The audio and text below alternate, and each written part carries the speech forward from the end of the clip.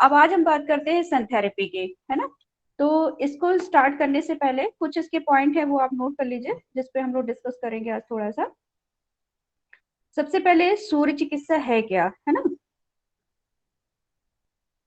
Note कर लीजिए। दूसरा इसमें आएगा इसकी इम्पोर्टेंस क्या है, महत्व क्या है।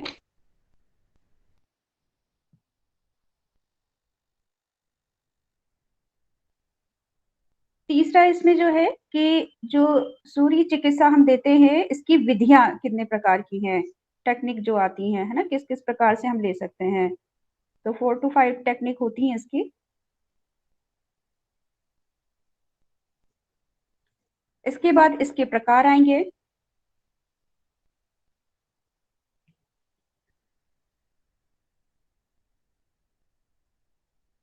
और फिर इसके बेनिफिट, सन थेरेपी जो हम लेते हैं उसके बेनिफिट क्या है।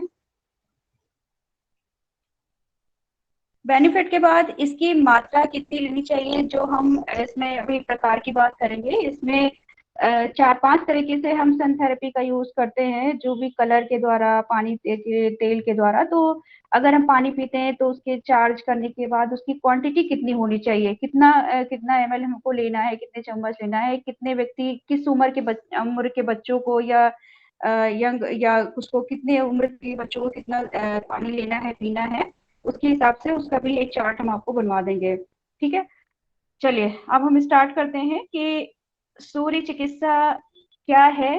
कोई बताएगा कि इसमें क्या चीज आती है, कुछ अगर आप लोगों ने पढ़ा हो, सुना है इसके बारे में, कोई बताएगा कितने प्रकार होते हैं, कितने कलर होते हैं इसमें, ऐसा कुछ। मैम इसमें जो है वो 7 कलर होते हैं और कांच डिफरेंट डिफरेंट ऑर्गन पर डिफरेंट डिफरेंट कलर का जो है वो लाइट डाला जाता है, हम्म। जिसके डिजीज के अकॉर्डिंग जो है, जिसके कारण हम्म। से उसके उन ऑर्गन को जो है स्ट्रॉन्ग किया जाता है और उन डिजीज हम्म। को खत्म किया जाता है। हम्म। हाँ, इसके अलावा जो है कुछ जो कलर्ड पन्नियां होती है या कांच होते हैं कलर्ड किए वाले, उससे हम्म। प्रकाश को जो है भेज करके वो प्रकाश जो है बॉडी के ऊपर डाला जाता है, हम्म। जिसको ठीक हम है, गुड। क्रोमोथेरेपी बोलते हैं। गुड। चलिए, अच्छा ये बताइए इसके कौन कौन से कलर होते हैं, कितने कलर होते हैं इसमें। 7 कलर में। गुड। कौन कौन से वो पता है आपको, या कोई और बताएगा। मैम 7 ही कलर होते हैं जो सही सन थेरेपी बताया। में यूज करते हैं। हम्म। उसमें ज़्यादातर ग्लास, जो कांच की ग्लासें होती हैं, उसमें पानी भर के वो सनलाइट के हिसाब से उनको थेरेपी पेट में, पीठ में, पैरों में दी जाती है। अलग अलग उसमें दिया जाता है कलर के हिसाब से मैम, और पानी बीमारियों के भर के, हिसाब से। पानी हाँ, भर के कैसे उसमें दिए। पानी को सन में रखते हैं मैम, फिर उस सन थेरेपी के यूज करते हैं ऐसा। बोतल अच्छा, तो जो होती अभी है अभी ग्लास की। क्वेश्चन बेटा, अभी जो हमने क्वेश्चन किया था वो क्वेश्चन ये किया था कि कितने कलर होते हैं, कौन कौन से कलर है वो आप बताइए हमको। 7 कलर होते हैं, जैसे लाल, हाँ। हाँ। बैगनी, हम्म। नारंगी, हम्म। पीला होता है जैसे, हम्म। और सफ़ेद तो है ही है मैम, और हैं कलर के, मुझे एग्जैक्ट में पूरे नाम नहीं याद है मैम, लेकिन यही है मैम, 7 हैं टोटल। चलिए ठीक है, बहुत बता दिया आप लोग ने। चलिए, ठीक है। अच्छा हम स्टार्ट करते हैं, है ना। तो सबसे पहले अब हम बात करते हैं कि सन थेरेपी जो है जिसकी हम आज चर्चा करेंगे वो है क्या। तो ये जो सूर्य चिकित्सा की बात की गई है ये रंग चिकित्सा के अंतर्गत आती है। और ये जो है रोग मिटाने में जितनी प्रभावशाली है उतने ही हमारी मानसिक और भावनात्मक बीमार रोगों को भी आराम पहुंचाता है ना। तो जो 7 रंग की बात की गई है कि जो 7 इसके कलर है, वो सूर्य की अलग अलग किरणें जो होती हैं चिकित्सीय, इसका महत्व होता है, हर कलर का बॉडी पे अपना इफेक्ट होता है। तो जब इसमें ग्रहों में भी आता है, तो कलर इसमें जब देने होते हैं तो डिजीज के अकॉर्डिंग कलर को हम जो है करते हैं कि कौन सा कलर इसके लिए यूज है, जिसके माध्यम से जितने भी प्रकार के हम थेरेपी देते हैं, चाहे वो पानी चार्ज करके पिलाते हैं या तेल चार्ज करते हैं या कोई खाद्य पदार्थ जो सनरेज में उसकी रेस को रख के उसको चार्ज करके खिलाते हैं, या कांच की जो हम एक बॉक्स होता है जिसके अंदर पेशेंट को लिटाते हैं तो उसको सेट करते हैं, तो डिजीज के अकॉर्डिंग वो सारी, जिसको क्रोमोथेरेपी कहा गया है, वो सारी चीजें उसमें तैयार किया। और सूर्य की जो चिकित्सा हम डायरेक्ट लेते हैं, सनरेज को लेते हैं उसके माध्यम से। तो इस तरह से हर कलर जो है किस जगह पे किस कलर की आवश्यकता है उसके अकॉर्डिंग बहुत सारी चीजें चेंज करनी पड़ती है हमको। तो इसके 7 कलर बताए गए हैं, जिसमें एक तो बैगनी है, आसमानी, नीला, पीला, हरा, नारंगी और लाल। ठीक है, ये 7 कलर इसके बताए गए हैं। सूर्य की जो सप्त किरणें जो है ये अल्ट्रा वायलेट और अल्फा वायलेट किरणें स्वास्थ्य के लिए बहुत ज्यादा उपयोगी होती हैं। और जल के साथ धूप का जब मिश्रण होने से ये इसको खींचती है। धूप में रख के जो रंगीन कांच की जो बोतल में जो हम चार्ज करते हैं तेल या पानी, वो हमारे सभी प्रकार के रोगों की चिकित्सा के लिए बहुत अच्छा बताया गया है। ठीक है, क्योंकि जब हम धूप में रखकर रंगीन कांच से संपूर्ण रोगों की चिकित्सा करने के लिए करते हैं, तो जो अग्नि और जल से सम्मिश्र जो भाप बनती है, तो ये भाप बन जाने के द्वारा उससे रोगों का उपचार जो है किया जाता है। ठीक है, तो इसमें क्या कहा गया है कि किसी ने इसमें लिखा भी है कि कांच के जो कांच का जो बर्तन होता है उस वो ट्रांसपेरेंट होता है, पारदर्शी चीज के बर्तन में यदि कोई दूषित पानी जो है अगर उसमें धूप में रख दिया जाए, पानी को डाल के और धूप में रख दिया जाए, तो 1 घंटे के अंदर पानी भी बैक्टीरिया विहीन हो जाता है। तो इस तरह से धूप जो है हमारे लिए बहुत ज्यादा जो है आवश्यक बताई गई है इसमें। ये अग्नि तत्व जो है हमारे जो पंच तत्व बताए गए हैं, पंच तत्व में ये तीसरा तत्व जो है इसका वो कौन सा है? अग्नि तत्व है ना। अग्नि तत्व के अंतर्गत ये चिकित्सा आती है। अग्नि तत्व में और कोई भी थेरेपी आती है क्या इसमें? ये सनरेज के अलावा कोई और थेरेपी है जो अग्नि तत्व में आती है? आप लोग बताएंगे, पढ़ा है क्या कुछ इसके बारे में? हाइड्रोथेरेपी में कोई थेरेपी आती है अग्नि तत्व में? पढ़ा है कि नहीं पढ़ा आप लोगों ने स्टीम ये बाथ मैम, स्टीम बाथ। हाँ, स्टीम बाथ आ जाती है। आप लोगों ने मड थेरेपी और हाइड्रोथेरेपी पढ़ ली है? नहीं मैम। अच्छा, अभी नहीं हुई क्लास, ओके ठीक है। तो ये जो अग्नि तत्व की बात की है कि ये पंच तत्वों में तीसरा उपयोगी तत्व है। अग्नि को अग्नि देवता मानकर उसकी पूजा और अर्चना करने का भी विधान है हमारे भारतीय दर्शन में, है ना। तो पृथ्वी पर ये जीवन, सूर्य को पृथ्वी का जीवन का आधार बताया गया है।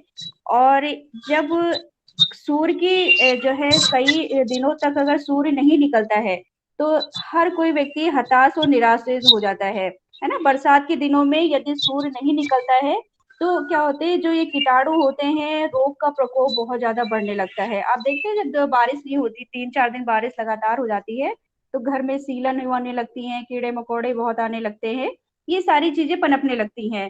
तो सूर्य जो है वो ऊर्जा का भंडार है, एक एनर्जी है वहां पे। जब वो निकलता है तो कीटाणु जनित जो रोग होते हैं उसका जो है ये सारे कीटाणु समाप्त हो जाते हैं, और इसके प्रकाश से वो सारे समाप्ति होते हैं। और सूर्य का जो प्रकाश है, प्रकाश में रहने से अधिक इससे हमें प्रयास करना चाहिए। हालांकि आजकल कोई जल्दी बैठता नहीं है, क्योंकि दुनिया भर की बीमारी है, सन की कहते हैं कि नहीं बैठेंगे तो काले पड़ जाएंगे, ये नुकसान करती है, सनबर्न हो जाता है, बहुत सारी चीजें आ जाती हैं। तो पहले के लोग तो अभी देखिए गांव में जो लोग हैं वो लोग तो धूप में ही सारा दिन काम करते हैं, पूरा दिन उसी में रहते हैं, है ना। लेकिन आजकल जैसे हम अपने को जितना बचाने लगे इन चीजों से, क्योंकि हमारा खान पान भी बहुत ज्यादा अस्त व्यस्त है, हमारा रूटीन भी बहुत ज्यादा सही नहीं है, तो जल्दी चीजें हमारे शरीर पर प्रभावित भी कर जाती हैं। हम बहुत चाहें 1 घंटे धूप में बैठ जाएं, लेकिन हम दूसरे दिन बैठने की स्थिति में नहीं आ पाते हैं, क्योंकि हमारी इम्यूनिटी उस हिसाब से हमारी बॉडी का जो है वो काम नहीं करता है। तो यहाँ पे सूर्य के प्रकाश हमारे लिए अच्छा तो है, और फायदा भी करता है, क्योंकि इसमें सूर्य के प्रकाश में गर्मी भी होती है। ये बुद्धि और दीर्घायु प्रदान करने वाला है, ये हर कोई जानता है, बचपन से सुनता चला आ रहा है कि जो व्यक्ति सूर्य प्रकाश का जितना अधिक सेवन करेगा वो दिमागी शक्ति उतनी ही विकसित उसकी होती है ना। सूर्य उपासना का बहुत ज्यादा महत्व है हमारे शास्त्रों में, कि सुबह के टाइम उठ के यदि सूर्य भगवान का अगर हम ध्यान करते हैं तो हमारे बुद्धि का विकास होता है, विवेक बुद्धि का विकास होता है, सविता का ध्यान करते हैं।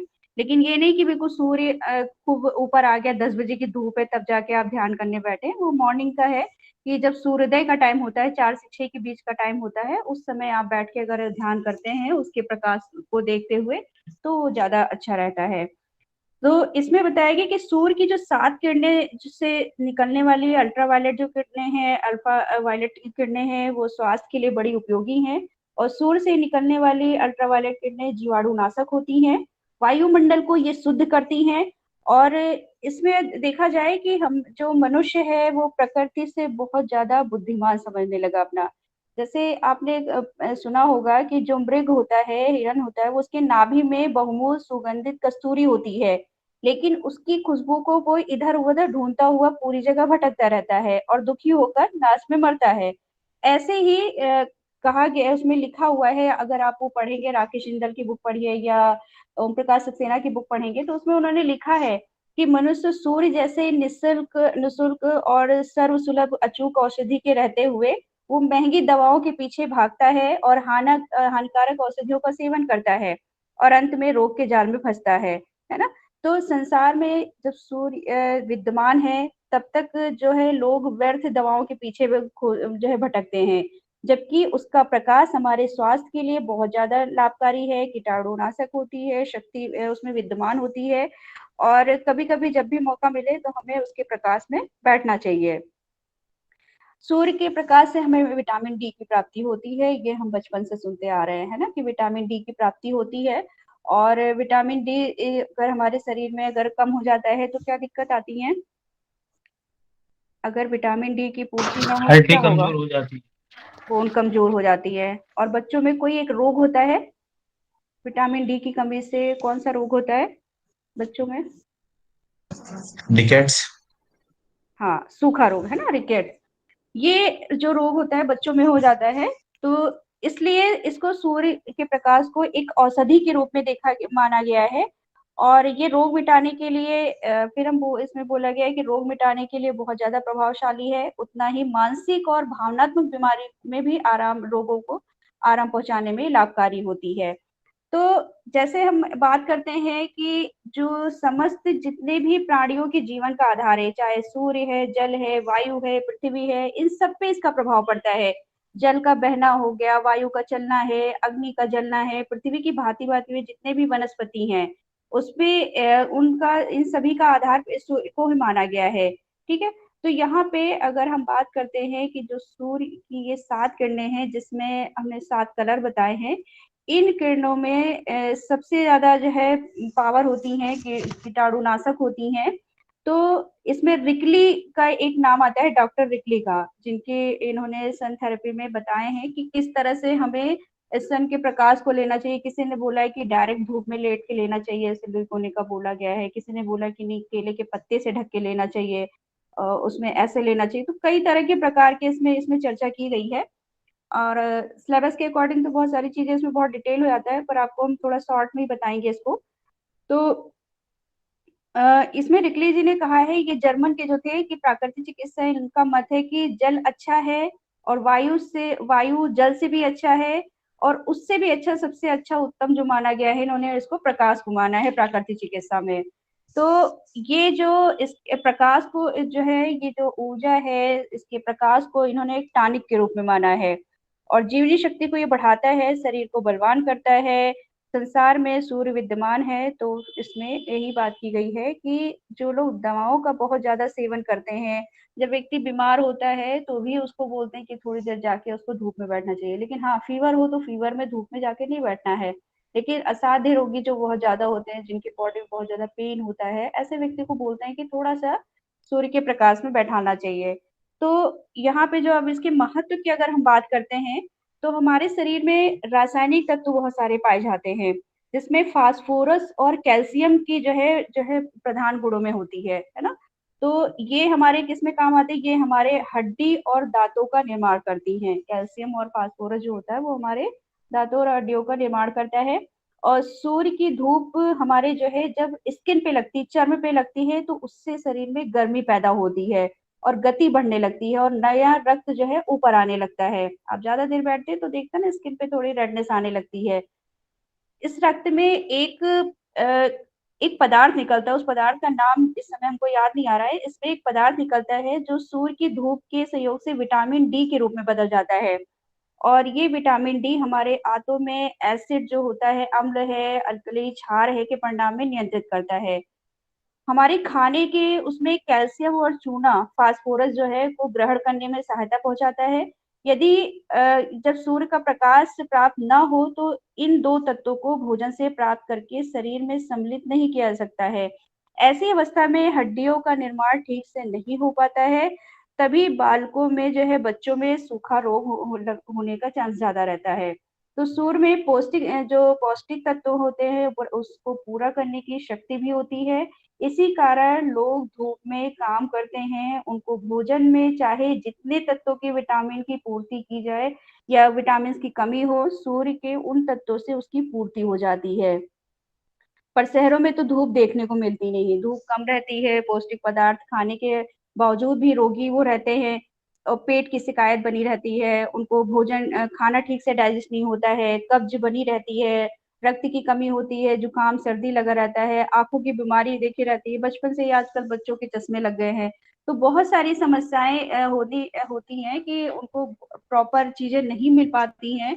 नेचुरल चीज खाने के लिए तैयार है आज का व्यक्ति कि हमें नेचुरल चीजें मिल जाए, पैसा भी खर्च करने तैयार है, लेकिन फिर भी हमको नहीं मिल पाती है, क्योंकि हर चीज केमिकल की चीजें मिलने लगी हैं। आप चाहे वो सब्जी आप ले लीजिए, कोई भी सब्जी है जिसके यहाँ नहीं है, शहरों में ज्यादातर क्या होता है, हर्बल बहुत सारे आजकल प्लांट उगाए जा रहे हैं, है ना, ऑर्गेनिक प्लांट के नाम पे बहुत सारी चीज चल रही हैं।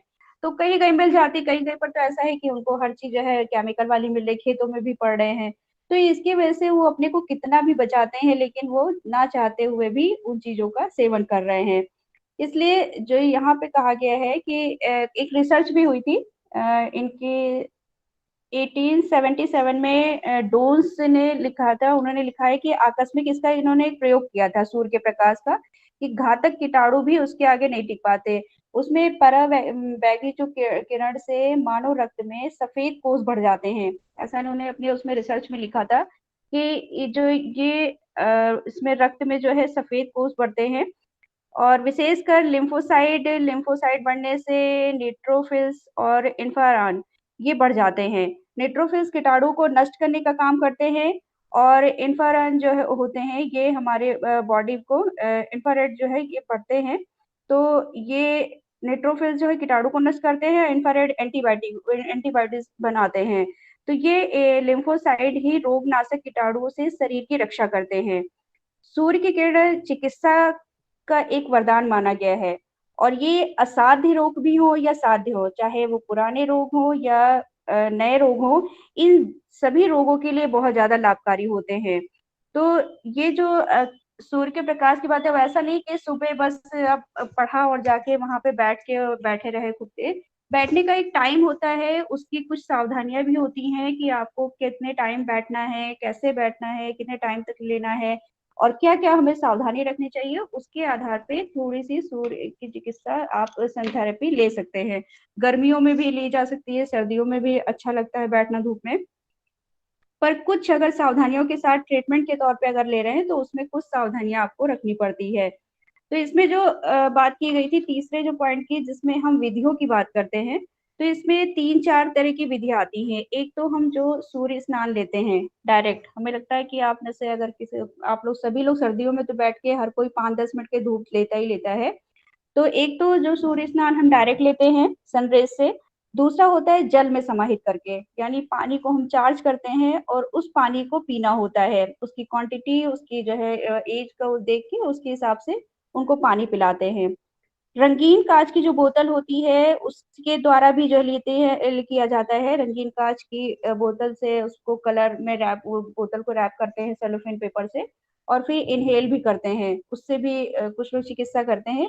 और एक तेल चार्ज करते हैं, तेल चार्ज करके बॉडी की मसाज के लिए किस किस डिजीज में कौन कौन सा तेल हमें यूज करना है वो हम तेल चार्ज करते हैं और उसको यूज करते हैं। तो इस तरह से ये 3-4 तरह की टेक्निक होती हैं, जिसको हम जो है उसको इस्तेमाल करने से पहले किस किस प्रिकॉशन से और कैसे कैसे किसमें देना है उसके हिसाब से हम तैयार करते हैं। अब हम बात करते हैं कि इसकी सावधानी की, कि जब हम ये चिकित्सा करते हैं तो हमें किन किन बातों का ध्यान रखना है। आप लोग बताएं कि क्या अगर हमें सन चिकित्सा लेनी होती है तो हम अपनी तरफ से जो आप कॉमन घर में जो रखते हैं, कुछ सावधानियां रखते हैं क्या जाने से पहले, कि डायरेक्ट बस मन किया और हम उठ के चल दिए सर्दियों में, ऐसा कुछ करते हैं आप लोग या जाते ही नहीं है?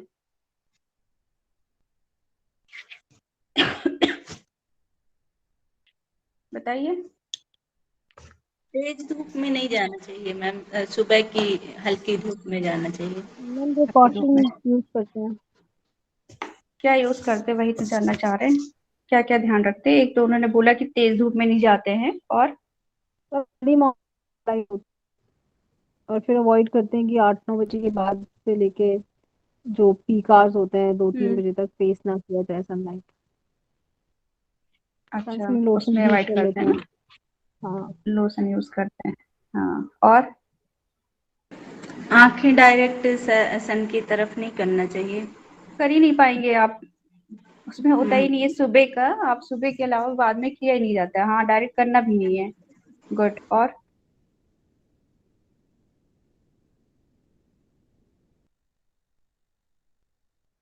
और कुछ, या हम शुरू करें? बस इतनी प्रिकॉशन रखते हैं, 2-3 ना आप लोग, सभी लोग खाना खा के जाते हैं, बैठते हैं वहां धूप में। सुबह से खाना कम आएगा। खाना खा के धूप में बैठते हैं क्या सर्दियों में? हाँ मैम। जाते हैं ना। हाँ, जी। ये कॉमन है। ठीक है। और किस कंडीशन में जाते हैं सर्दी सर्दियों में, में और तो किस? वैसे सर्दियों में तो वैसे नहाने के मैडम बाद। आप नहाने के बाद जाते हैं तुरंत, बहुत ठंड लगती है तो। नहाने के बाद जाते हैं, खाना खाने के बाद जाते हैं, है ना, बॉडी में तेल लगाने के बाद जाते हैं, है ना। ठीक है, चलिए अब हम बताते हैं, कुछ चीजें आपने बता दी, अब हम बताते हैं कि शरीर जब सूर्य स्नान हम करते हैं तो इसको करने से पहले हमें किन किन बातों का ध्यान रखना है। एक तो जब आप स्नान को लेते हैं तो उस जगह जहां पे भी लेते हैं वहां का वातावरण बहुत ही साफ सुथरा होना चाहिए, स्वच्छ होना चाहिए। खुले स्थान पे लेना चाहिए, लेकिन हवा का झोंका ना आ रहा हो कि आप सुबह गए और खूब तेज हवा चल रही धूल धक्कर वाली और आप बैठ के वहां ले रहे हैं, अगर आपको ट्रीटमेंट के तौर पे लेना है ना, तो ऐसे स्थान पे नहीं लेना कि जहाँ का वातावरण साफ सुथरा ना हो या स्वच्छ ना हो या फिर बहुत ज्यादा हवा का झोंका हो। ऐसी जगह पे उसको स्नान नहीं करना है। भोजन के खाना खाने के बाद कम से कम 1.5 घंटे बाद सूर्य स्नान करना चाहिए, है ना। और सर्दियों में हम क्या करते हैं, खाना ही लेके धूप में जाके बैठ जाते हैं, वहीं बैठ के खाते हैं, फिर वहीं पर बिस्तर लगा देते हैं और जब तक धूप रहती है तब तक हम आराम से सोते हैं, फिर उठ के आते हैं, है ना। पर ये ट्रीटमेंट के तौर पे ये सब चीजें नहीं मानी जाती हैं। तो खाने के 1.5 घंटे बाद जो है कम से कम हमें थोड़ी देर के लिए धूप स्नान ले लेना चाहिए। और स्नान लेने के बाद ठंडे जल का स्नान जो है नहाकर या भीगी तौलिए से शरीर को पोंछकर उसको जो है अच्छी तरह से पोंछ देना चाहिए और थोड़ा सा टहल लेना चाहिए। जब हम थेरेपी के तौर पे लेते हैं तो बॉडी में जब स्वेट होता है तो या तो हो तो थोड़ी देर के बाद नहा लीजिए या फिर गीले टॉवल से शरीर को, उसको टॉवल को गीला कर लीजिए और शरीर को अच्छे से रब करके पूरी तरह से पोंछ के और फिर थोड़ा सा वॉक करवा देते हैं, थोड़ा सा स्पीड में थोड़ा सा चलते हैं और वो फिर इसके बाद जो भी चीजें होती हैं ट्रीटमेंट के तौर पे वो कराई जाती हैं। ये जो स्नान है, प्रतिदिन स्नान कम से कम 15 से 20 मिनट प्रतिदिन जो है थोड़े कम कपड़ों में, हल्के कपड़ों में पहनकर ले लेना चाहिए। सूती कपड़े, हल्का बिल्कुल कपड़ा पहन के यदि सूर्य का प्रकाश लिया जाता है तो वो ज्यादा अच्छा होता है और ऐसे स्थिति में 15 से 20 मिनट लिया जा सकता है। लेकिन ये भी नहीं कि जाके फ्रंट पे सीधे बैठ गए और फ्रंट पे सीधे सीधे सनरेज आ रही हैं, बैक साइड से हमेशा धूप लेनी चाहिए। मड थेरेपी में भी जब करवाते हैं तो वहां पे भी हम लोग डायरेक्ट पेशेंट को नहीं बैठाते, उनको बैक साइड से बैठाते हैं, बैक साइड से ही धूप देनी चाहिए, फ्रंट पे बहुत ज्यादा फेस पे डायरेक्ट धूप नहीं आनी चाहिए। या फिर उसको चेहरे को कवर करके रखिए किसी भी चीज से, कोई छाता रख लीजिए या फिर कपड़ा कोई ढक लीजिए चेहरे पे, कुछ भी करके उसको। या फिर ऐसे स्थान पे बैठिए कि जहाँ पे थोड़ा सा छां हो, जहाँ पे आपका फेस ढका हो और पैर आपके, बाकी बॉडी का जो पार्ट है वो आपके धूप में रहे, ऐसे स्थान का चुनाव करना चाहिए। सप्ताह में 2 बार कम से कम हमें सन बात कर लेना चाहिए। और ये ऐसा होता है कि ये कड़ी धूप में बहुत तेज नहीं लेना चाहिए, प्रातः काल और सायंकाल सबसे अच्छा टाइम होता है। वैसे तो इसमें 6 से 7 लिखा हुआ है कि जब गर्मियों के दिनों में 6 से 7 के बीच और सर्दियों में 9 से 10 के बीच। लेकिन अगर पॉसिबल ना हो, मतलब ज्यादा उसका टाइम का वो नहीं हो पा रहा है आपके उसमें कि ये सुबह सुबह 6 बजे नहीं ले पा रहे हैं, तो जाड़े में 12 से धूप, क्योंकि सर्दियों में ये नवंबर दिसंबर जनवरी की धूप बहुत हल्की होती है, तो 12 से 2 के बीच में आप सन थेरेपी वाला ट्रीटमेंट कर सकते हैं, चाहे आप फुल बॉडी मड बाथ लगा के बैठ के लेना चाहें, या फिर सन थेरेपी की जो भी चीजें आपको ले रहे हैं वो उसको आप जो है उसमें 12 से 2 के बीच ले सकते हैं। गर्मियों में सुबह 8 से 10 के बीच का जो है सूर्य स्नान अच्छा होता है, और शाम को 3 से 5 बजे उस समय लिया जा सकता है, क्योंकि 10 बजे के बाद धूप तेज हो जाती है, तो उस समय नहीं लेने का है। शाम को थोड़ा सा 3 बजे के बाद हल्की होने लगती है धूप, तो 3 से 5 के बीच में आप जो है सन बाथ ले सकते हैं। बहुत ज्यादा जिनको लू लगी है, ठीक है, लू चल रही हो, गर्मियों के मौसम में ज्यादा रहता है, तो ऐसे जब लू चल रही हो, बहुत तेज हवा का झोंका हो, धूप में बहुत ज्यादा गर्मी हो, तो ऐसे समय हमें धूप स्नान नहीं लेना है। जिनको हार्ट की बीमारी है, किसी भी प्रकार की हार्ट की बीमारी है, फीवर है, ऐसे रोगी को सूर्य स्नान नहीं देना चाहिए। एक जिसमें ये भी बोला गया है कि जो बहुत कमजोर व्यक्ति हैं, है ना, जो बहुत ज्यादा वीक हैं, कमजोर हैं, उनको तो जाड़े में आप जो है 9 मिनट, कम से कम 9 से 10 मिनट तक आप जो है उनको धूप स्नान दे सकते हैं, लेकिन गर्मियों में 3 मिनट से ही शुरू करनी चाहिए। 3 मिनट से ज्यादा आप उनको ना बैठा लें, ठीक है। और जब हम सनबाथ करते हैं तो हमें जब फुल बॉडी लेनी होती है तो सिंपल से हमें 4 साइड से लेना चाहिए। एक तो सबसे पहले जब लेते हैं तो पीठ के बल लेटना चाहिए, फिर हमें पेट के बल लेना चाहिए, और फिर लेफ्ट राइट तरफ, और फिर लेफ्ट साइड में बाई करवट होके, और फिर इससे क्या होता है कि चारों दिशा में घूम घूम के जब लेते हैं तो पूरे शरीर में अच्छे से धूप लग जाती है। वो आपको बता ही दिया कि हल्के इस पे कपड़े कॉटन के हो तो ज्यादा बेस्ट रहता है। खुले स्थान पे लेना, बहुत ज्यादा जहाँ हवा का झोंका वहां ना लें। और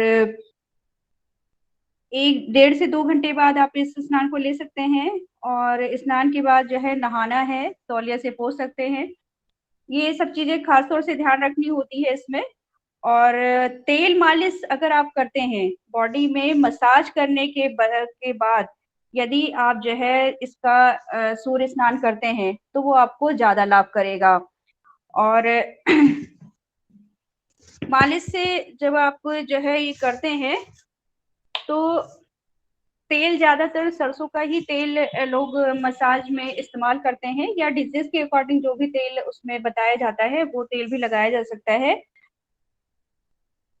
जब आप स्नान, अभी आपको बताया कि जब आप सूर्य स्नान करते हैं तो आप अपने चेहरे को ढक के रखें। जब आप अगर फुल बॉडी पूरे शरीर का ले रहे हैं धूप में स्नान, तो चेहरे को किसी भी चीज से, या तो वहां पे अम्ब्रेला छाता कुछ रख लीजिए जिससे आपका फेस उससे कवर हो, धूप ना लगे फेस पे, या फिर कोई केले का पत्ता हो, कुछ हरा पत्ता हो, उसको डाल सकते हैं, या टॉवल कोई पतले कॉटन का कपड़ा लेके उसको गीला करके और उसको फोrehead पे, सर पे लगा के लेट जाएं, है ना।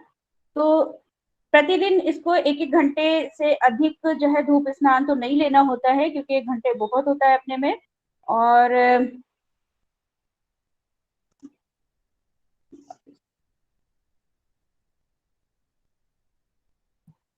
ये जो स्नान है, सूर्य स्नान का शरीर पे हमारे अधिक लाभ भी मिलता है। इससे हमारी जीवनी शक्ति बढ़ती है, हड्डियां मजबूत होती है, और अनावश्यक जो है जो बॉडी में पेन रहता है, दर्द रहता है, वो धूप स्नान लेने से ठीक हो जाता है। भूख, जिनको डाइजेशन की प्रॉब्लम होती है वो भी ठीक हो जाती है। लेकिन ऐसा नहीं कि खाली धूप में बैठने से ही सारी समस्या दूर हो जाएगी, उसके साथ उन्हें और भी चीजों का ध्यान रखना पड़ता है। ट्रीटमेंट में और भी सारी चीजें कराई जाती थेरेपी के तौर पे, और साथ में सन बाथ भी लिया जाता है तो जल्दी इफेक्ट करता है उन्हें।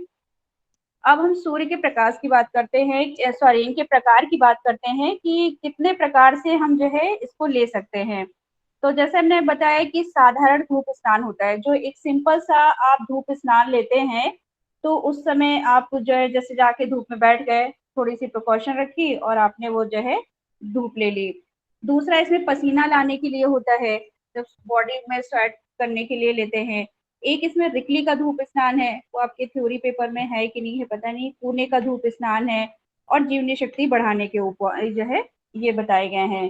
तो इसमें जो साधारण धूप स्नान है, इसमें क्या करते हैं कि सिंपल सा कहीं जमीन पर कुछ बिछा लेते हैं, कोई चटाई डाल दीजिए या चादर कुछ बिछा के, और उसमें धूप में जो है लेटना पड़ता है जहाँ पे तेज हवा ना चल रही हो।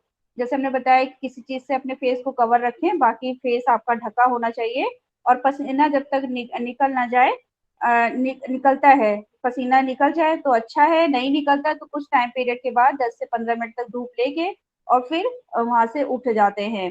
तो ये शरीर को निरोगी रखने के लिए ये अच्छा है कि 10 से 15 मिनट जो है धूप में स्नान ले लिया जाए, जिस टाइम से बताया गया है। पसीना लाने के लिए क्या करते हैं कि पसीना लाने वाला जो धूप स्नान होता है वो निकालने के लिए सबसे अच्छा उसमें गर्म पानी पीते हैं। गुनगुना नॉर्मल पानी पिया जाता है, 20 से 30 मिनट तक धूप में लेटते हैं जिससे पसीना निकलने लगता है। और लंबे समय तक धूप सेवन करने पर पसीना ना आए तो दोनों परिस्थितियों में आधे घंटे के बाद जल स्नान कर लेना चाहिए। और धूप स्नान लेते समय सिर पे ठंडे पानी का भीगा तौलिया रखना चाहिए, बीच बीच में गर्म पानी पीते रहना चाहिए। ठीक है। जब भी आप कोई गर्म ट्रीटमेंट लेते हैं, आपको जब हाइड्रोथेरेपी पढ़ाई जाएगी तो उसमें बताते हैं कि कोई भी हॉट ट्रीटमेंट आप लेते हो तो पानी जरूर पीना है और सिर पे एक गीली टॉवल जरूर रखते हैं। पानी पीने से डिहाइड्रेशन की प्रॉब्लम नहीं होती, पानी की कमी नहीं होती। और सिर पे पट्टी रख लेते हैं तो हमारे सिर में भारीपन, चक्कर या ऐसी घबराहट, बेचैनी ऐसी स्थिति नहीं होती है। तो शरीर में बॉडी के टेम्परेचर को मेंटेन करने के लिए ये सारी सावधानी को हमें रखना बहुत जरूरी होता है।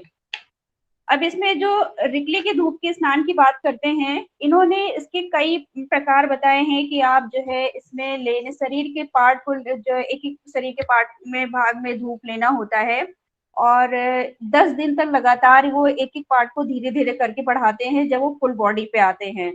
पहले कितने पार्ट को लेना है, पहले वो पैरों के पिंडली को लेते हैं, फिर थाइस को लेते हैं, फिर पूरे पैर को लेते हैं, फिर इसके बाद एक पेट वाले हिस्से को लेते हैं, बैक वाले स्थान को लेते हैं, फिर हैंड को लेंगे, फिर वो शोल्डर को लेते हैं, नेक को लेंगे, उसके बाद पूरे बॉडी के फुल को लेते हैं। तो इस तरह से करके वो एक एक शरीर के धीरे धीरे शरीर की कैपेसिटी इम्यूनिटी को बढ़ाते हैं और इस तरह से वो जो है चिकित्सा के तौर पे इनको बताते हैं कि धूप स्नान लेना चाहिए। ये लोई कोने जो बताते हैं कि ये इन्होंने बोला है कि शरीर पे हल्का कपड़ा कोई ऐसा पहन ले और इसके बाद जो है धूप लेना चाहिए। जो भी जैसे सिर दर्द हो, किसी को चक्कर आ रहे हैं तो उस स्थिति में प्रारंभ नहीं करना चाहिए। जिनको बहुत ज्यादा हेडेक रहता हो, सिर दर्द रहता हो या चक्कर आते हो, ऐसे लोग को धूप स्नान नहीं लेना चाहिए और कम से कम इस समय में धूप में रहना चाहिए ऐसे रोगियों को।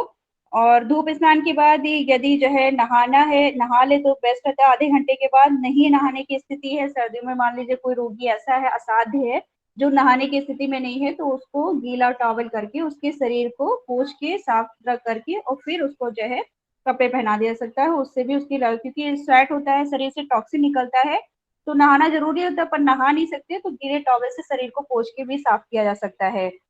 इससे क्या होता है कि शरीर शुद्ध होता है, रोम छिद्र खुल जाते हैं, गर्मी आती है, पसीना निकलने लगता है, शरीर से विकार निकलते हैं, गर्मी शांत हो जाती है और विकार जो है दूर होते हैं। तो इसमें क्या है कि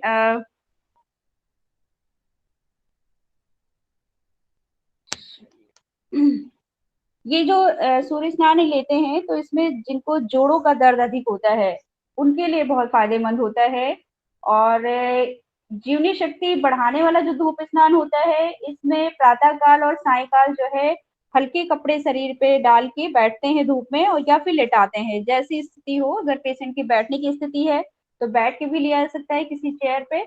और अगर मान लीजिए कोई रोगी व्यक्ति है, असाध्य है, जिसकी स्थिति ज्यादा बैठने की नहीं है, तो आप उसको कोई भी चीजें बिछा के आप उस पर लिटा के उसको धूप स्नान करवा सकते हैं। सिर को छाया में रखना, ये ध्यान रखना है। और उस समय तक रोगी को धूप में रखते हैं जब गर्मी का अनुभव होने लगे, उससे जब लगे कि बहुत ज्यादा गर्मी ऐसी लग रही है या बॉडी हल्की गर्म हो गई है, तो रोगी को उस समय छाया में ले आइए। ये नहीं कि गर्म हो रहा है, गर्म ही होने दें। जैसे गर्माहट लगे बॉडी में, थोड़ा सा उसको हीट लगने लगे, आप उसको तुरंत वहां से हटा दीजिए और इसके बाद गीले कपड़े से सारे शरीर को रगड़ देना है। ये पुनः मतलब इस तरह से क्रम को करते हैं। तो ये जो धूप स्नान है इसको तो डेली उसमें भी लिया जा सकता है। ये जो इम्यूनिटी जीवनी शक्ति को बढ़ाने की बात की, ये धूप स्नान तो डेली अपने भी प्रिकॉशन से लिया जा सकता है। तो इसमें क्या है कि जो बात की हमने कि इसके लाभ क्या क्या है। अब लाभ में तो बहुत सारी चीजें बीच में भी आ गई हैं, जैसे हमारे शरीर के टॉक्सिन को निकालने के लिए सूर्य स्नान जो है वो बहुत ज्यादा लाभकारी है। संवाद जितने भी रोग होते हैं, रोग के समस्त कीटाणु को नष्ट करने की सामर्थ्य होती है। विषाक्त जो रक्त होता है, रक्त को शुद्ध करता है, जीवनी शक्ति को ये बढ़ाता है, विटामिन डी का स्रोत माना गया है, रक्त में कैल्शियम की मात्रा को बढ़ाता है, हीमोग्लोबिन को वृद्धि करता है। और सूर्य स्नान से जो है हीमोग्लोबिन की वृद्धि होती है। ये सूर्य स्नान के बाद ठंडे जल से स्नान करने से शरीर की जो गंदगी, हमने कहा ना कि जो स्वेट होता है उसके माध्यम से नहाने के लिए इसलिए बोला कि शरीर के जो टॉक्सिन निकलते हैं उनको दूर किया जाए और शरीर के रोम छिद्र खुल जाते हैं, दुर्बलता दूर होती है, स्नायु की कमजोरी दूर होती है। अगर मसाज के बाद अगर आप जो है सन बात करते हैं तो वो इससे अधिक लाभ मिलता है। सर्दियों में ज्यादातर घर में देखा गया है कि खूब तेल लगाते हैं, सूर्य स्नान बैठ के और धूप लेते हैं, उसके बाद वो फिर नहाने जाते हैं। जो कसरत करते हैं वो लोग भी आपने देखा खूब तेल मालिश करके धूप स्नान करके ही वो करते हैं।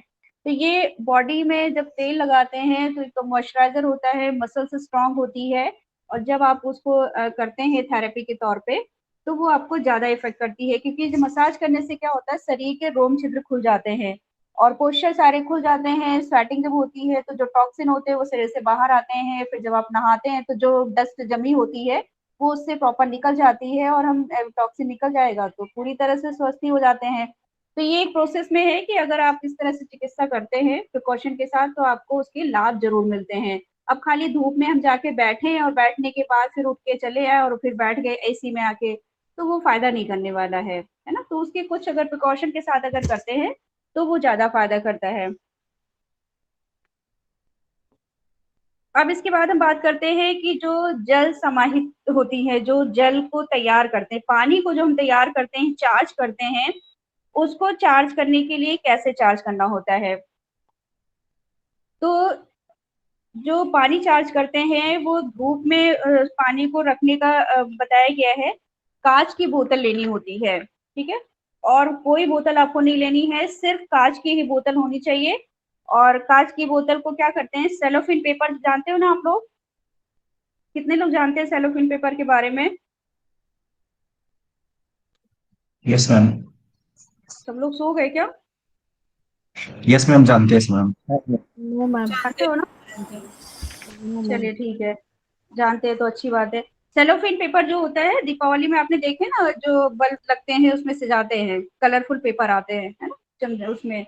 तो उस पेपर को लेके कांच की बोतल में लेते हैं और कांच की बोतल में उस सेलोफिन पेपर को पूरी तरह से ऊपर की साइड से हम रैप करते हुए पूरी बोतल पे रैप कर देते हैं, टेप लगा देते हैं, और फिर उसके अंदर पानी या तेल जो भी हमें भरना होता है वो उसमें रख देते हैं। तो उसमें तेल एक नारियल का भी रखते हैं, सरसों का तेल भी रखते हैं, तिल का तेल रखा जाता है, जैतून का तेल भी रखा जाता है। जो तेल अवेलेबल है या जो डिजीज के अकॉर्डिंग देते हैं वो तेल उसमें रख के, और उस शीशी में हम तेल को पूरी तरह से जैसे तेल चार्ज करना तो तेल रखिए, पानी चार्ज करना तो पानी रखिए। तो सबसे पहले तेल की बात कर लेते हैं। तेल उसमें हमने भर दिया और भरने के बाद पूरी बोतल को पूरा फुल नहीं करते हैं, बोतल से 4 इंच हम खाली रखते हैं। जो पानी में बूंदे बनती हैं, बबल्स बनते हैं, उसके स्पेस के लिए हमें रखना पड़ता है तेल या पानी के लिए। तो 4 इंच आपको खाली रखना है। और इसके बाद जब आप उसको रखेंगे तो सुबह 10 बजे की धूप से लेके शाम को 5 बजे तक धूप में रखना होता है। उसके बाद उसको उठा के आप ऐसी जगह ले आइए जहाँ पे कहीं कोई प्रकाश ज्यादा ना हो, ऐसी जगह लाके रख दीजिए। और सुबह के टाइम फिर से जो है 10 बजे आप रखिए उसको, और शाम को 5 बजे तक रखा रहने दीजिए। जहां बोतल रखेंगे वहां ऐसा रखिए कि डायरेक्ट धूप का प्रकाश उस पे सुबह से शाम तक कंटिन्यू उस पे आता रहे। और किसी लकड़ी की चौकी या कोई चीज ऐसा रखें, जमीन पे डायरेक्ट बोतल को नहीं रखना है, उस पे रख के और आप उसके उसमें रख के उसको तैयार करिए। तो तेल चार्ज करने के लिए कम से कम 30 दिन लग जाते हैं, 30 से 40 दिन तक जाके वो तेल हमारा चार्ज होता है। वैसे तो तैयार करने के लिए आप 8 घंटे भी रख देंगे थोड़ा सा तो चार्ज हो ही जाएगा, जब इमरजेंसी हो, मान लीजिए कि आप पूरे महीने तो इंतजार करेंगे नहीं, तो 8 घंटे भी रख के चार्ज किया जा सकता है। लेकिन अगर आपको प्रॉपर एक तेल बना के रखना है तो 30 से 40 दिन तक धूप में अच्छे से पानी उसको तेल को चार्ज करिए और उसके बाद फिर ट्रीटमेंट के लिए इस्तेमाल करिए। तो ये जो इसमें से 3 तेल हम लोग ज्यादा यूज करते हैं। एक जो होता है रेड कलर का तेल, तो रेड कलर का तेल चाहे वो सरसों का भी हो सकता है, नारियल का तेल भी हो सकता है, तिल का तेल भी हो सकता है। वो तेल रखते हैं, उसके बाद उस रेड कलर के सेलोफेन को पेपर को रैप करते हैं, तेल भर के बोतल को रखते हैं, चार्ज होता है। तो जो रेड कलर का तेल होता है ये बॉडी के पेन को कम करने के लिए अच्छा होता है, जिनको बहुत ज्यादा पैरों में दर्द रहता है या बॉडी में पेन रहता है, बॉडी की हीट को बढ़ाने के लिए तो रेड कलर का तेल यूज किया जाता है। जो स्किन डिजीज वाले आते हैं, जो हमारे पास स्किन के पेशेंट होते हैं, उनको ज्यादातर ग्रीन कलर का तेल इस्तेमाल कराया जाता है। तो ग्रीन कलर का सेलोफिन पेपर रैप करके तेल भर के उसमें नारियल का ज्यादातर भरते हैं और फिर उस तेल को चार्ज करते हैं और उस तेल से उनकी मसाज करवाते हैं। बहुत ज़्यादा उस पे ड्राई बॉडी हो जाती है जब और भी थेरेपी चलती है, तो इसलिए वो तेल इस्तेमाल किया जाता है। इसके बाद हम बात करते हैं, एक तेल जो हम इस्तेमाल करते हैं वो ब्लू कलर का, नीले रंग का सेलोफिन पेपर लगा के ब्लू कलर तेल चार्ज बनाते हैं, सनरे से चार्ज करते हैं और उस तेल को इस्तेमाल किया जाता है। तो वो तेल जिनको सिर दर्द बहुत होता है, हेडेक की प्रॉब्लम होती है, ब्लड प्रेशर हाई होता है, तो ऐसी स्थिति में वो उस तेल को यूज किया जाता है। ज्यादातर हेडेक की ही प्रॉब्लम के लिए हम लोग उस तेल का इस्तेमाल करते हैं, क्योंकि ब्लू कलर जो होता है वो कोल्ड होता है, ठंडा होता है, उसकी तासीर ठंडी होती है, तो उस तेल को इस्तेमाल किया जाता है। तो ये तो हो गई तेल चार्ज की बात, जो तेल चार्ज करके हम बनाते हैं। अब ऐसे ही पानी को चार्ज करते हैं। इसी तरह से आप चाहें तो प्लेन बोतल में पानी भर के भी चार्ज किया जा सकता है। सफेद कलर की कांच की बोतल हो, क्योंकि जो कांच की बोतल है उसका प्रभाव कुछ दिन ज्यादा लंबे टाइम तक चलता है, कम से कम 30 से 4 दिन तक उस पानी का जो है प्रभाव रहता है। और आप जो ये वाली बोतल यूज करते हैं, किसी अदर वाली जो बुक है, वो सिर्फ 24 घंटे ही काम करती है, बहुत ज्यादा अगर कोई यूज करना चाहे। अगर प्लास्टिक या किसी और किसी रखते हैं, पर कांच वाली 4 दिन तक का वो पानी जो है स्टोर किया जा सकता है। तो ये जो इसमें से हमने बताया कि प्लेन बोतल का भी पानी जो है यूज करते हैं। प्लेन बोतल जो होती है, सादी जो होती है प्लेन बोतल, उसमें पानी भर के यदि आप 3 से 4 घंटे धूप में रखने के बाद उसको अगर पीते हैं तो वो कीटाणुनाशक हो जाता है पानी, और उस पानी में कैल्शियम युक्त होता है। और बच्चों के जिनके दांत निकलते हैं, जब समय में उस समय दर्द होता है ना, दांत निकलते हैं, पेन होता है, उस समय यदि ये पानी उनको जो है दांतों को जब निकलते हैं पानी पिलाया जाता है, तो वो थोड़ा सा उनके आसान हो जाते हैं, दांत निकलने में उनके दर्द नहीं होता है। तो सफेद बोतल ये हम डेली भी यूज कर सकते हैं, अगर चाहें कोई और हमें कोई बीमारी नहीं है, हम स्वस्थ भी हैं, तो भी आप नॉर्मल कांच की बोतल को धूप में चार्ज करके उस पानी की क्वांटिटी के हिसाब से उसको आप यूज कर सकते हैं। और कोई बीमारी है, कुछ परेशानी है, तो उसके अकॉर्डिंग कलर वाली बोतल का पानी चार्ज करिए। तो उसको चार्ज करने के लिए क्या करते हैं, पानी को जैसे हमने बताया है कि इसको सुबह की धूप में, ये जो पानी है, पानी हमारा 3 से 4 घंटे में अच्छे से चार्ज हो जाता है। 4 घंटे बाद पानी को आप यूज कर सकते हैं पीने के लिए, और वो पानी जो है 3 से 4 दिन तक चल जाता है। चाहे तो वो डेली आप रख दीजिए, चाहे तो वो ऐसे कर सकते हैं। पानी को जब रखेंगे तो भी आपको ध्यान रखना है कि कांच की बोतल में जिस कलर का पानी आपको यूज करना है उस कलर का ही सेलोफिन पेपर या कलर बोतल अगर मिल जाती कांच की तो अच्छी बात है। आजकल कर मार्केट में तो बहुत सारी बोतल मिल भी जाती कलर वाली, नहीं मिलती तो व्हाइट कलर की बोतल लीजिए, उस पर पेपर रैप करिए, और पानी को जब भरना है तो 4 इंच खाली रखिए, और वैसे ही प्रोसेस से आप रखिए, किसी लकड़ी की चौकी पर रखिए धूप में, और धूप जब अच्छे से उस पर लग जाए, जब उस पर आपको बूंदे दिखने लगे, बबल्स उसमें अच्छे से आने लगे, तब उस पानी को ले आइए और उस पानी को फिर पीना होता है। तो पानी की क्वांटिटी कौन कौन कितनी कितनी देनी चाहिए, चाहे तो आप नोट कर लीजिए, चाहे आप सुन लीजिए। अब आप बताइए तो उस स्पीड पे हम पढ़ें इसको या बताएं आपको फटाफट। लिखना है मैम। लिखना है नोट कर लेते हैं। तो चलिए नोट करिए। जल की मात्रा जो सेवन करते हैं उसके कितने प्रकार से और कितनी क्वांटिटी में लेना है, और कितने बच्चे, कितने माह के बच्चों को कितना देना है, बड़ों को कितना देना है, उसको आप नोट कर लीजिए। ठीक है, आयु लिख लीजिए, उसकी एज लिखिए और उसकी क्वांटिटी लिखिए, 2 चीज लिख के, और उसके बाद में हम लिखा देते हैं आपको।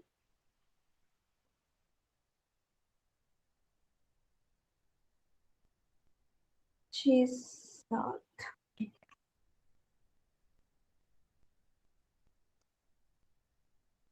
देखिए, जो पानी चार्ज करना है, पानी किसी भी प्रकार का जो भी कलर का पानी पिलाते हैं, अगर 1 माह का बच्चा है ना, तो उसको 1 चम्मच देना है। 1 माह के बच्चे को 1 छोटा चम्मच। 1 से अगर उससे ऊपर है ना, 2, मान लीजिए कि 1 से 3 माह का बच्चा है तो 2 चम्मच।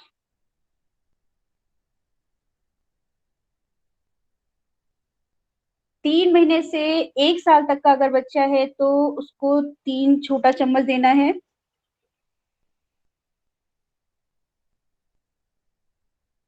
1 वर्ष से 5 वर्ष तक के बच्चे को 4 चम्मच छोटा। 5 से 10 वर्ष के बच्चे को 5 चम्मच।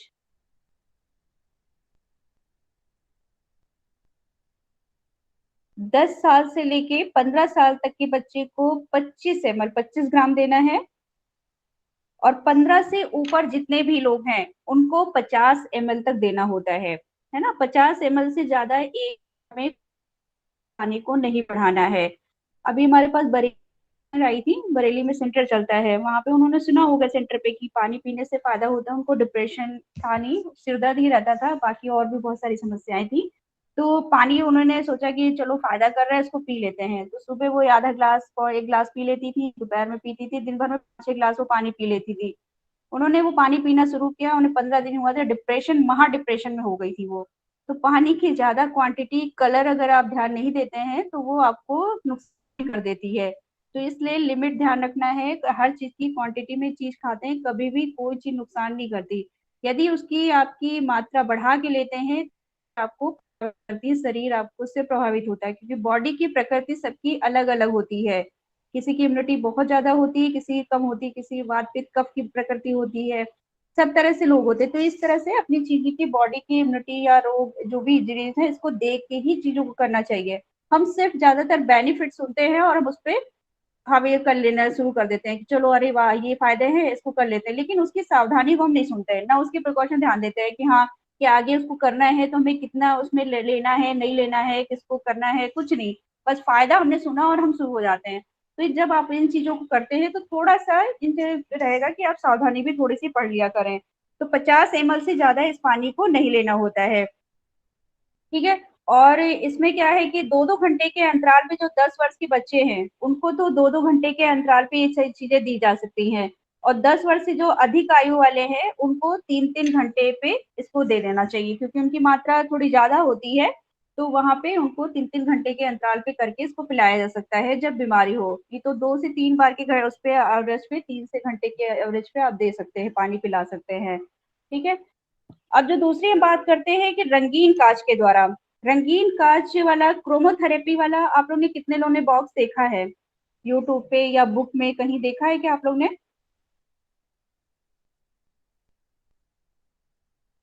अभी किसी बच्चे ने बोला था कि क्रोमोथेरेपी के बारे में बोला था, आपने देख रखा है?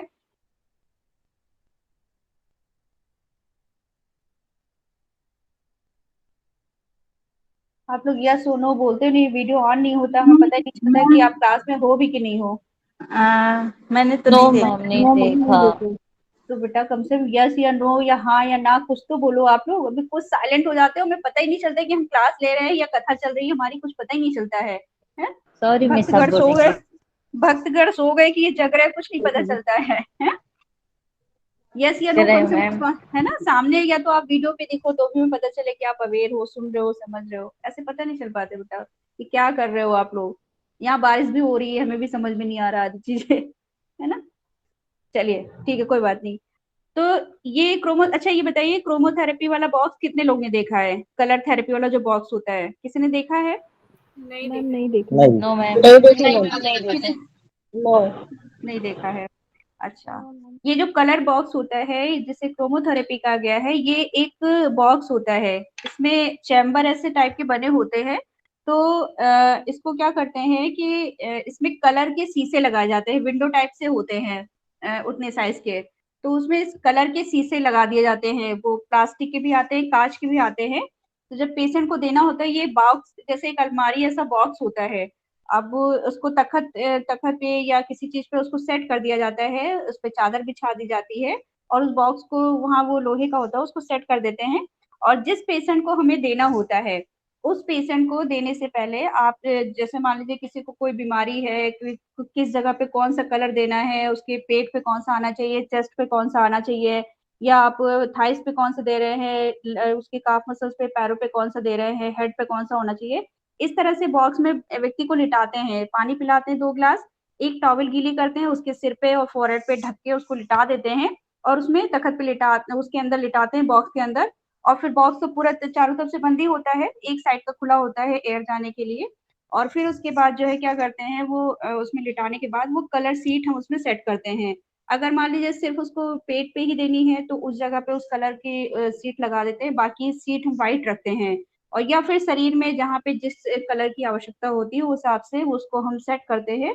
तो और धूप के साइड में रखते हैं कि धूप का प्रकाश सीधे उस पे पड़े, तो उससे जो हीट होती है बॉडी में, जब कलर का प्रभाव उसके शरीर पे पड़ेगा उससे बॉडी में जो हीट होती है और वो ज्यादा इफेक्ट करती है, तब हम जो है उसको उसमें रखते हैं।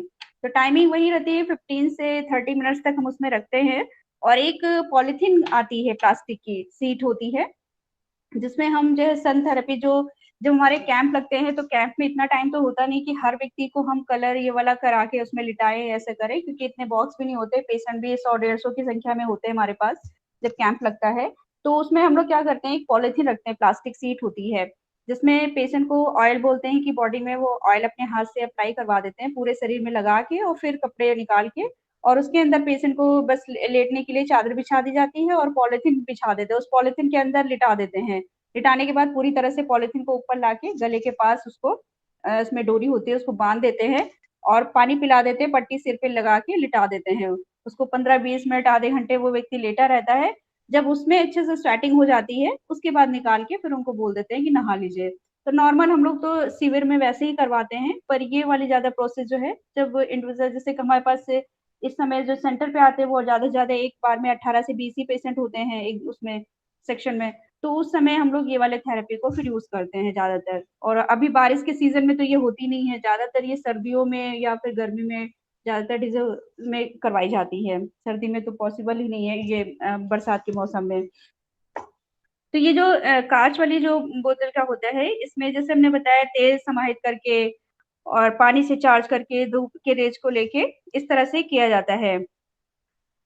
अगर हम बात करते हैं कि ये जो कलर है, इन कलर का कौन से कलर का पानी या तेल यूज करने के क्या क्या फायदे होते हैं, तो रंगीन कांच जो है जिसकी हमने बात की है कि अगर आप जो है लाल रंग का तेल इस्तेमाल करते हैं, तो लाल रंग जो है वो किस किस के लिए फायदा करता है, लाल रंग की जो तासीर कैसी होती है रेड कलर की, रेड कलर की तासीर क्या, हीट गुणों को होती दर्द को कम करता है है ना। स्किन। रेड कलर जो होता है वो हीट देता है। आपने इंफ्रारेड देखा है क्या, इंफ्रारेड जो आती है लाइट, किसी ने देखी है, जिससे हम सिकाई करते हैं, जॉइंट पेन या पैरों में दर्द होता है रेड लाइट की सिकाई करवाते हैं ना, देखा है क्या किसी ने? एक बच्ची ने देखा है, अच्छा। हाँ, तो ये रेड लाइट जो होती है ये जब जॉइंट पेन में होता है तो उसमें सिकाई में बड़ा आराम मिलता है। तो जो रेड कलर होता है, रेड कलर ये आयोडीन की कमी की पूर्ति करता है, रक्त में हीमोग्लोबिन को बढ़ाता है, मांसपेशियों को स्वस्थ करता है, डाइजेशन ठीक होता है ना, भूख अच्छी लगती है, इससे बदहजमी दूर होती है। और ये जो है अर्थराइटिस है, जुकाम है, सर्दी जुकाम जिनको होता है, निमोनिया की प्रॉब्लम है, पसली में दर्द है, खांसी है, बलगम हो जाता है, निम्न रक्तचाप है, मोटापा है ना, स्नायु की दुर्बलता है, इन सब रोगों में सबसे ज्यादा ये फायदा करता है। तो ये आप जो है इसमें पानी को तैयार करके पानी भी पिला सकते हैं, तेल चार्ज करके उनकी मसाज भी की जा सकती है।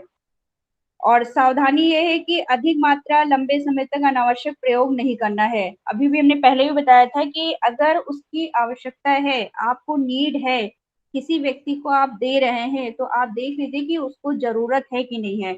यदि उसको जरूरत है तब तो आप इस पानी को चार्ज करके उनको पिलाइए, अदरवाइज अगर नहीं है तो आप उनको पानी की कुछ दिन की मात्रा आप उसको पिला के आप उसको स्टॉप कर दीजिए। ज्यादा से ज्यादा 15 डेज देने के बाद आप उसको स्टॉप कर सकते हैं, उसके बाद थोड़े दिन के बाद चाहे फिर स्टार्ट करिए, पर उसको कंटिन्यूटी 1 2 3 महीना लगातार मत पिलाइए। तो अनावश्यक उसकी जिनकी जरूरत ना हो उनको ये इसका प्रयोग नहीं करना चाहिए। लाल रंग का प्रयोग जो है सदैव ना भोजन या नाश्ता के 15 मिनट बाद करना चाहिए, है ना। अगर मान लीजिए कि पानी आप जब देते हैं तो खाना खाने के तुरंत बाद नहीं लेना है, 15 से 20 मिनट तक उसको जो है थोड़ा सा रेस्ट करने के बाद ही आप इस पानी को पिलाएं, ठीक है। और बाकी ये कि ये प्रयोग जो है 30 मिनट के भीतर ही पूर्ण कर लेना चाहिए, मतलब बहुत ज्यादा इसको उसमें नहीं रखते हैं। और जो नारंगी कलर होता है, नारंगी कलर जो है उसकी तासीर क्या होती है, क्योंकि येलो और रेड कलर मिला के मिक्स करके इस पानी को तैयार करते हैं, तेल को तैयार किया जाता है, तो ये भी हीट में ही काम करता है। तो जिनको कॉन्स्टिपेशन की बहुत अधिक प्रॉब्लम होती है, कॉन्स्टिपेशन होता है, एसिडिटी होता है, तो उस समय इसको जो है पानी को ये चार्ज करके पिलाया जाता है, तो कॉन्स्टिपेशन इससे दूर होता है। जिनको भूख कम लगती है उनका डाइजेशन ठीक होता है, और जिनको पैरालिसिस की प्रॉब्लम होती है ऐसे रोगों के लिए इसके लिए ये फायदा करती है। दुर्बलता हमने कहा, स्नायु की दुर्बलता है, गठिया है, स्वास्थ्य संबंधी रोग है ना, तो ऐसे रोगों में ये जो है तेल और पानी इसका फायदा करता है। हरा रंग जो होता है, हरा रंग जो है ये जो हमारा होता है, ये उत्सर्जन का काम करता है, तो ये रक्त शोधक होता है।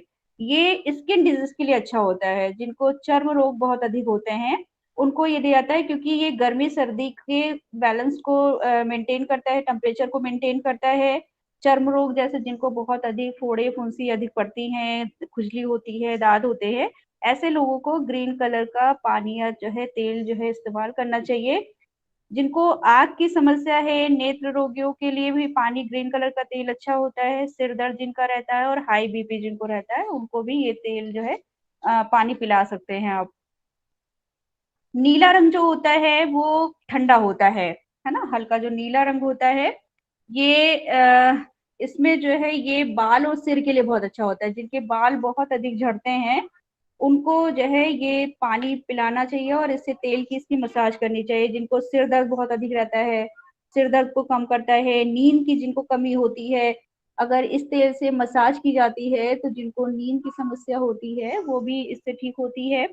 और जैसे जिनके बहुत ज्यादा दांत की कोई समस्या है, मुंह में बहुत सारे जिनके छाले पड़ते हैं, पायरिया होती है, दांत में दर्द रहता है, मसूड़े फूलते हैं, जी मिचलाता है किसी का, डायरिया हो गया या फिर वोमिटिंग की सेशन ज्यादा होती है, ऐसे व्यक्ति को ये जो है पानी या उसको यूज किया जा सकता है, पानी इनको दिया जा सकता है।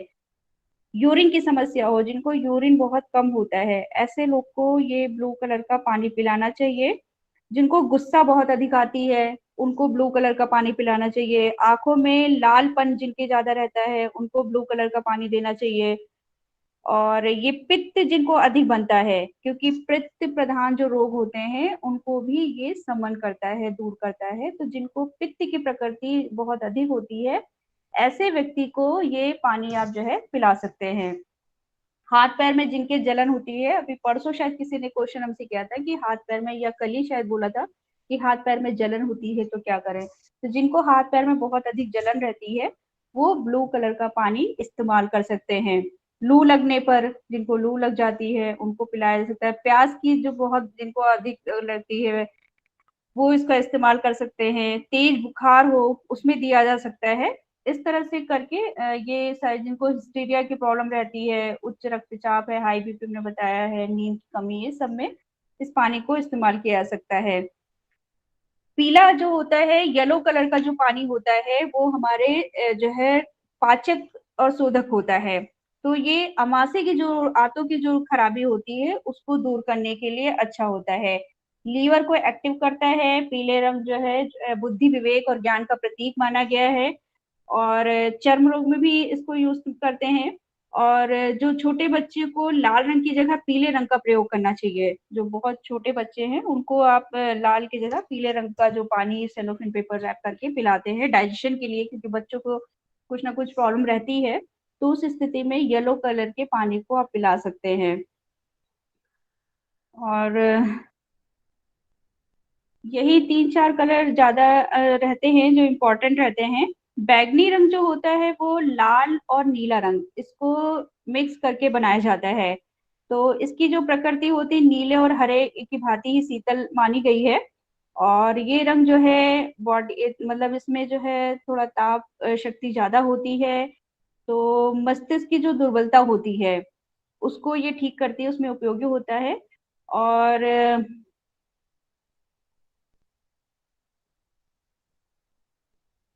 लाल रंग जो होता है इसकी जगह पे अगर तेल का इस्तेमाल या पानी का इस्तेमाल संभव ना हो तो आप लोग इंफ्रारेड लाइट की इस्तेमाल कर सकते हैं।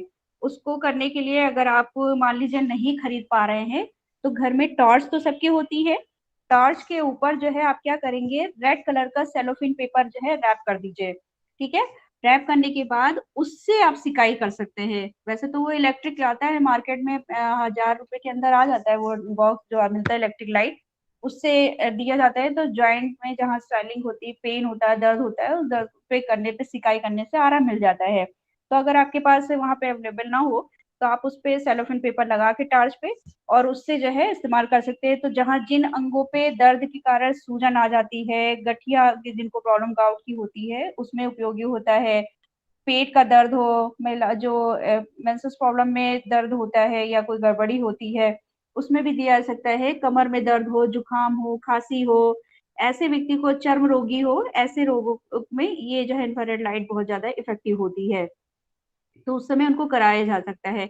लेकिन इन सब लाइट को फ्रंट पे नहीं कराते। जैसे कि मान लीजिए किसी को अस्थमैटिक प्रॉब्लम का है, या जिनको बहुत अधिक कफ बन रहा है, जुकाम हो रहा है, गले में सूजन है, तब तो गले में आगे पीछे करके दिया जा सकता है, पर फ्रंट पे मत दीजिए कभी भी। आंख पे, आई पर और फॉरहेड और ये चेस्ट पे कभी भी कोई भी गर्म ट्रीटमेंट डायरेक्ट नहीं देना चाहिए। तो उनको देने के लिए बैक साइड से आप उनको इंफ्रारेड की सिकाई उस पर दे सकते हैं। और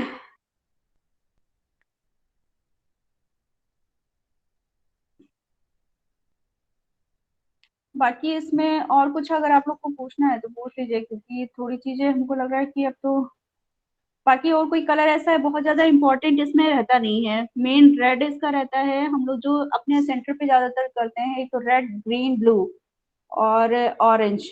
डाइजेशन के लिए ये 2-3 कलर ही ज्यादा हम लोग इस्तेमाल करते हैं। और बाकी थेरेपी जो हमारी हाइड्रोथेरेपी, मड थेरेपी है, मेन तो वही होती है नेचुरोपैथी में, मैम तो ब्लू उसको हम लोग कलर इसका इस्तेमाल करवाते डाइजेशन, हैं। क्या चीज?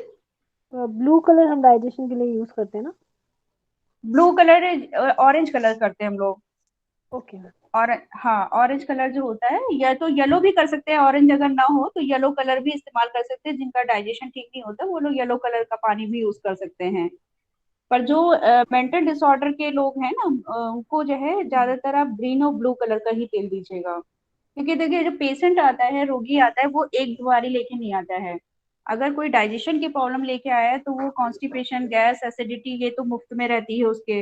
हेडेक भी साथ में रहती है। किसी को ब्लड प्रेशर है, किसी को डायबिटीज है, किसी को मान लीजिए कि बैक पेन भी है, अर्थराइटिस भी है, यूरिक एसिड भी बढ़ा हुआ है, कुछ भी हो सकता है। क्योंकि जब भी रोगी आता है एक बीमारी लेके शायद ही वो आपके पास आए, वो आता है तो 10 बीमारी उसके साथ, तो 4-5 तो आसानी से होती हैं। तो ऐसी स्थिति में आप जो है उनको ये भी ध्यान रखना पड़ता है कि कभी कभी पानी की क्वांटिटी हमको पूरे दिन चेंज करनी पड़ती है। मान लीजिए उसको ये डाइजेशन की भी जरूरत है, ब्लड प्रेशर भी उसका हाई है, तो ब्लड प्रेशर में तो नॉर्मल पानी आपको देना है, हीट वाली चीज देनी नहीं है। तो उसको बैलेंस करने के लिए फिर हमको ये भी पानी पिलाना पड़ता है। ब्लू भी देते हैं, ग्रीन भी देते हैं। मान लीजिए स्किन की डिजीज है तो उसको ग्रीन कलर का भी इस्तेमाल करना है। तो ये सारी चीजें भी बहुत सारी देखनी पड़ती है ना। मैम हाई बीपी वालों हाँ के जी। लिए हरा पानी बताया है ना आपने? हाँ, ब्लू कलर का पानी आप पिला सकते हैं उनको हाई ब्लू बीपी की में। Green ma'am? ग्रीन ब्लू दोनों पिलाया जा सकता है ना, ओके। दोनों में से और जो मैम आपके जैसे पास हो। ब्रेस्ट ग्रीन वालों अगर के उनको शायद स्किन का भी हो तो आप ग्रीन दे दीजिए, और ब्लड प्रेशर ही खाली है तो आप उनको ब्लू कलर का पिला दीजिए। लिए। और मैम ये पानी जैसे एक बार बना लिया एक दिन में, तो कितने दिन तक यूज कर सकते हैं? पानी को वैसे चार्ज करने पे, अगर कांच की बोतल में आप रखते हैं तो 4 दिन तक पानी वो चल जाता है। 4 घंटे कम से कम आपको उसको पानी को चार्ज करना है, 4 से 8 घंटे, और उसके बाद यूज कर सकते हैं। लेकिन अगर आप जो है किसी और बोतल में रखते हैं, प्लास्टिक की बोतल में, तो वो ज्यादा दिन चलती नहीं है, वो 24 घंटे ही चल जाए बहुत, उसका पानी ज्यादा प्रभावकारी नहीं होता है। मैम एक चीज और, जैसे छोटे बच्चों को आपने बताया जिनके दांत निकलते हैं उनको दे सकते हैं, तो ये किस कलर का पानी देते हैं छोटे नॉर्मल बच्चों को? पानी, नॉर्मल सफेद बोतल जो होती है ना, व्हाइट कलर की जो बोतल आती है, उसमें पानी चार्ज करके उनको पिलाइए। Thank you ma'am.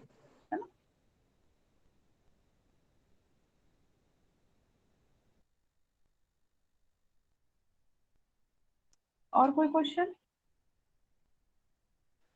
Hello ma'am. हाँ बोलिए। मैम यदि शरीर में यूरिक एसिड बढ़ा है तो हम्म फिर उसे कैसे पता करें कि यूरिक एसिड बढ़ गया है? देखिए, यूरिक एसिड बढ़ने पे जॉइंट पेन बहुत होता है, ज्यादातर पैर में, पैरों के पंजों में, अंगूठों में बहुत ज्यादा दर्द होता है। जॉइंट के आर्थराइटिस ऐसे जो है, घुटनों में बहुत ज्यादा दर्द होने लगता है ना। यूरिक एसिड क्यों बढ़ता है? क्योंकि प्रोटीन की अधिकता के कारण, प्रोटीन बॉडी में ज्यादा बढ़ जाता है तो यूरिक एसिड बढ़ता है। तो प्रोटीन वाली चीजें कम करवाई जाती है, डेयरी प्रोडक्ट कम कर देते हैं, ये सब चीजें कम करवाई जाती हैं। और ज्यादातर उसके टेस्ट ही करवाए जाते हैं यूरिक एसिड के, तो थैंक यू मैम। है ना।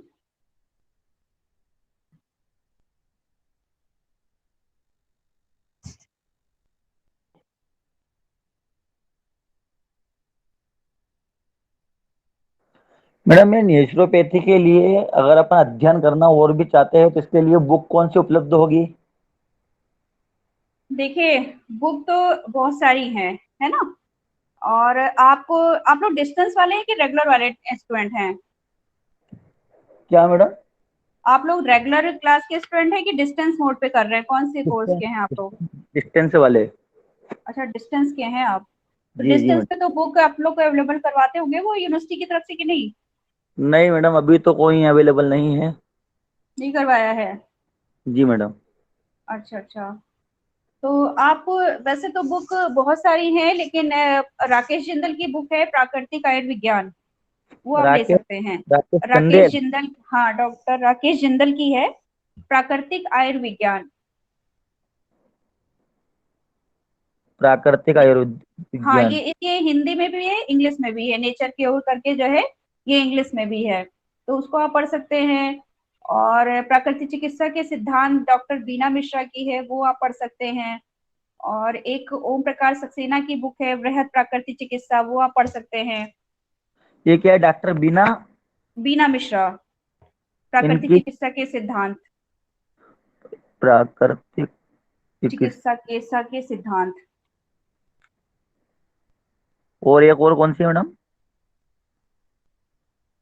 और आपको एक वृहद प्राकृतिक चिकित्सा बताई है डॉक्टर ओम प्रकाश सक्सेना की।